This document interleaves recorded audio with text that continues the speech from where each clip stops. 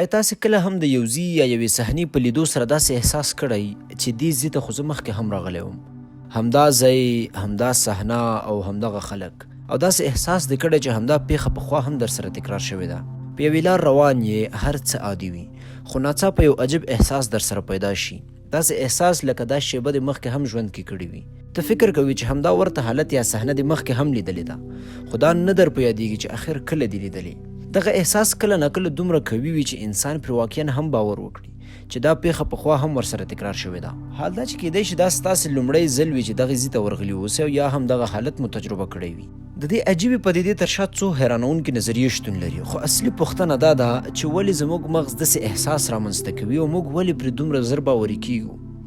د راز ټي وي په نننۍ ویډیو کې درته ښه راغلاست وایم.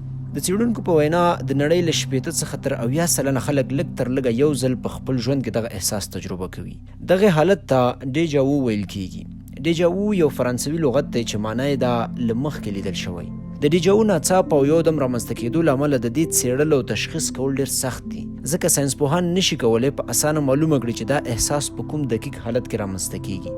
د څېړنو له مخې ډیجاوو زیاتره په ځوانانو کې تر نورو ډیر پیښیږي او د لومړي ځل لپاره د دې احساس تجربه معمولا له 8 څخه تر 10 کلونو ترمنځ وي، خو له 25 کلنۍ وروسته دا احساس ورو ورو کمیږي. د ډیجاوو په اړه د خلکو بېلابېلې نظریې شتون لري. ځینې د پیرالل یونیورس یا موازي نړۍ سره تړي، ځینې د وخت له رازونو سره تړلي بولي او ځینې حتی ورته مذهبي تعبیرونه لټوي. خو نیورو ساینس د دې لپاره څو معقولې او علمي نظریې وړاندې کوي. لومړی نظریه د ډیول پروسیسینګ تیوري ده یا د دوګوني پروسس تیوري. ساینسپوهان وایي چې زموږ مغز معلومات په یو وخت کې په بېلابېلو برخو کې پروسس کوي. مثلا یوه برخه اوسنی حالت تحلیلوي او بله برخه یې حافظې ته لیږدوي. خو ځینې وخت د دې دواړو پروسسونو ترمنځ ډېر کوچنی ځنډ رامنځته شي، ښایي یوازې د یوې ثانیې کوچنۍ برخه واوسیږي. کله چې دوهم پروسس لږ ناوخته ترسره شي، مغز داسې احساس کوي لکه دا معلومات مخکې لا ثبت شوي وي. همدا کوچنی مسمیچ د ډیجاوو احساس جوړوي، یعنی ته یو حالت د لومړي ځل لپاره ویني، خو مغز دې فکر کوي چې دا صحنه مخکې هم ذخیره شوې ده. همدغسې بله نظریه د فیمیلیریټي تیوریز ده یا د اشناوالي تیوري. کله ناکله یو نوی ځای، غږ، بوی یا حتی د چا د خبرو طریقه د پخواني تجربې سره مشابهت ولري.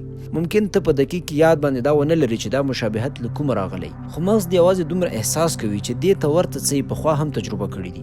مثلا یو نوی کور دې د ماشومتوب د کوم ځای سره لږ ورته والی ولري، یا د یو کس غږ دې د پخواني ملګري غږ ته ورته وي. همدا مشابهت مغز مغشوش کوي او د ډیجاوو احساس رامنځته کوي، ځکه د هغه مشابهت له امله اوسنی حالت هم موږ ته مشابه ښکارېږي او زموږ مغز دغه د ډیجاوو احساس رامنځته کوي. بله مشهوره نظریه د میموري پروسیسینګ تیوري ده. د دې تیورۍ له مخې زموږ مغز هره شیبه په زرګونو معلومات ثبتوي، انځورونه، غږونه، احساسات او حتی کوچني جزئیات. خو ځینې وخت د حافظې سیستم د یوې شیبې لپاره ګډوډ شي او مغز اوسنی حالت د نوي معلوماتو پر ځای د زاړه یاداښت پر څیر ثبت کوي. یعنې مغز فکر کوي چې دا معلومات مخکې هم ثبت شوي وو او همدا لامل کیږي چې هغه د پخوانیو یاداښتونو برخې ته انتقال کړي. همدا علت دی چې اوسنی حالت موږ ته اشنا ښکاري، حال دا چې دا زموږ لومړی ځل و. همدغسې بله تیوري د اټنشن تیوري ده.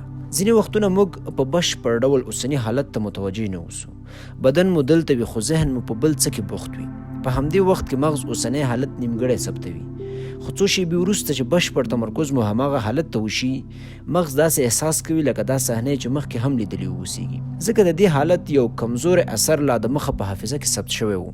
ځکه کله چې موږ هغې حالت ته پوره متوجه نه وو، نو زموږ سترګو هر څه ذخیره کول په مغزو کې، او همدا چې زموږ تمرکز دغه اوسني حالت ته راواوښتو، نو زموږ ذهن دغسې فکر وکړو چې دا موږ مخکې هم لیدلې ده، ځکه د سترګو د لارې دغه هر څه له ورایه ذخیره شوي وو زموږ په مغزو کې. د ډیجاوو اړوند نورې ډېرې نظریې هم شتون لري، خو تر اوسه ساینس کوم قطعي ثبوت نه لري چې دا پدیده په بشپړ ډول تشریح کړي، او ښایي همدا علت وي چې ډیجاوو تر نن ورځې پورې لا هم همدغسې یو حیرانوونکی احساس پاتې شوی دی، که هیڅ کوم ثبوت شتون نه لري ورته. د دغه احساس اړوند ستاسو خپل څه نظر دی، او آیا کله مو هم دغه احساس تجربه کړی دی په خپل ژوند کې؟ خپل نظرونه مو حتما راسره شریک کړئ. تر بلې ویډیو مو په رب ذوالجلال سپارم. د الله په امان.